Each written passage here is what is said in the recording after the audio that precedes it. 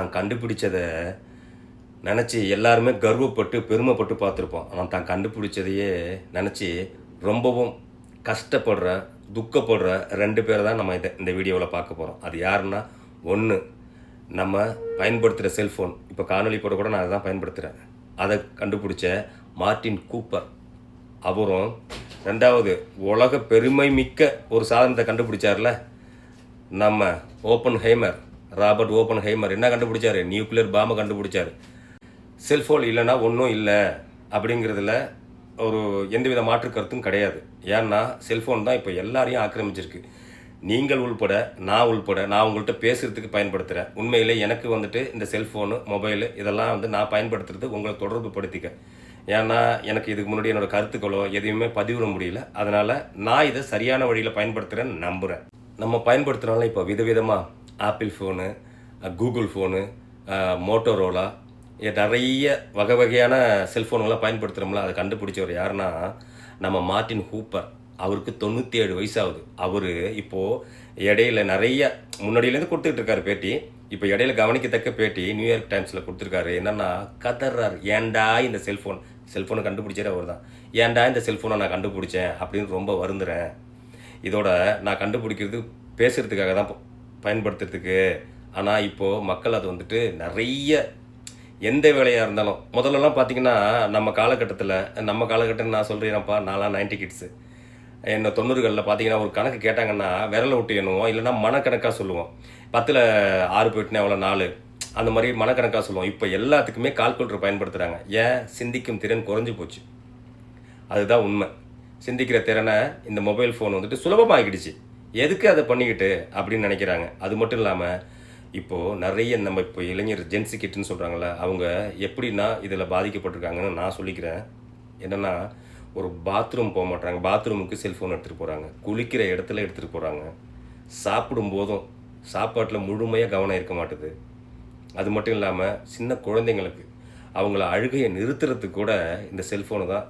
முதல்ல அந்த தாலாட்டு பாட்டு, இல்லைன்னா நம்ம வேடிக்கை காட்டுவோம். நம்மளோட சகோதரர்கள்லாம் வந்துட்டு ஒரு விளையாட்டு ஏதாவது ஒன்று பண்ணுவாங்க. நம்ம சப்ஜெக்ட்டுக்கு வருவோம்.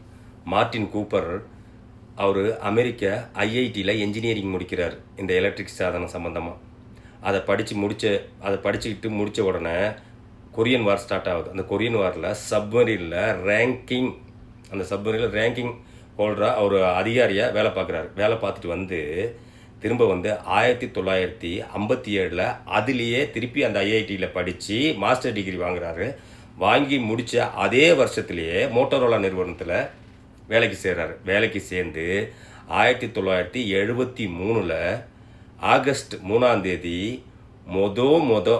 நம்ம பழைய காலத்தில் சொல்லுவோம்ல, செல்ஃபோன் எல்லாம் சுற்றுற ஃபோன் தான் வச்சுருப்போம், மற்றபடிலாம் இல்லை. செல்லுலார் ஃபோன்லேருந்து ஃபஸ்ட்டு கால் பண்ணுறது யாருன்னு கேட்குறீங்க? நம்ம மார்ட்டி தான் பண்ணுறாரு. அது இந்த ஃபோனோட எடை மட்டுமே 1 கிலோ, அதோட நீளம் மட்டும் 10 இன்ச்சு.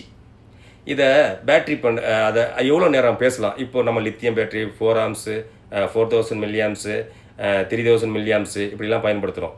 முன்னாடி எவ்வளோ இருக்குன்னு நினைக்கிறீங்க நீங்கள்? எவ்வளோ இருக்குன்னா 25 நிமிஷம் மட்டும்தான் பேச முடியும்.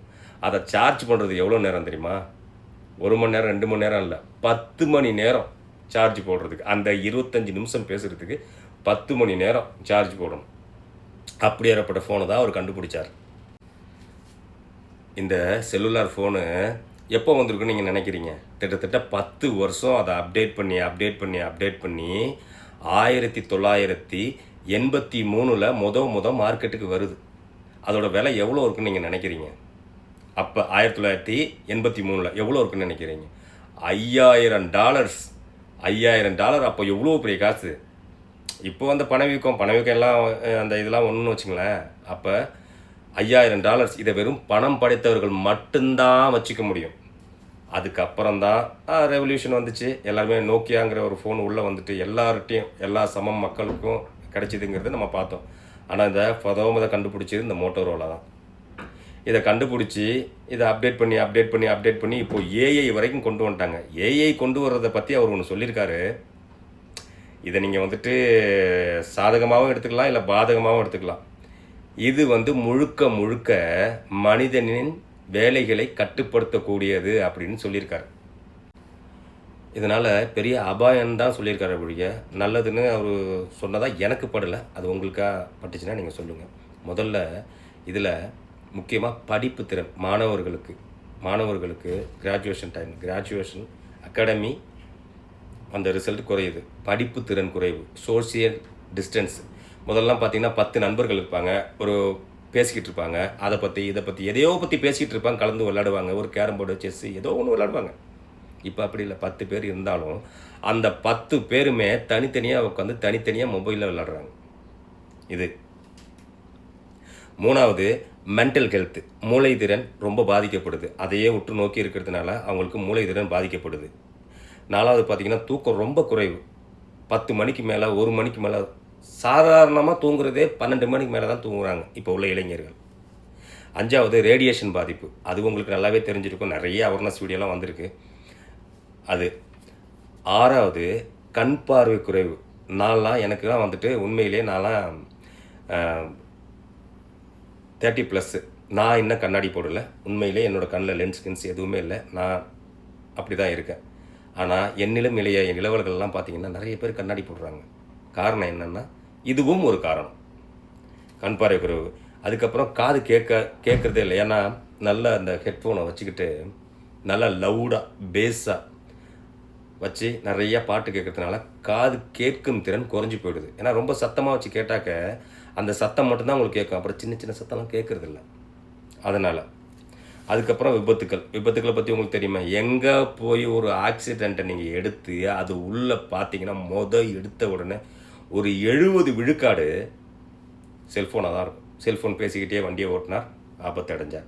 செல்ஃபோன் பேசிக்கிட்டே இருக்கும்போது தவறி விழுந்தார், அந்த செல்ஃபோனை எடுக்க போய் கீழே விழுந்தார், இப்படி ஆயிடுச்சு. இது மாதிரி தான் சொல்லுவாங்க.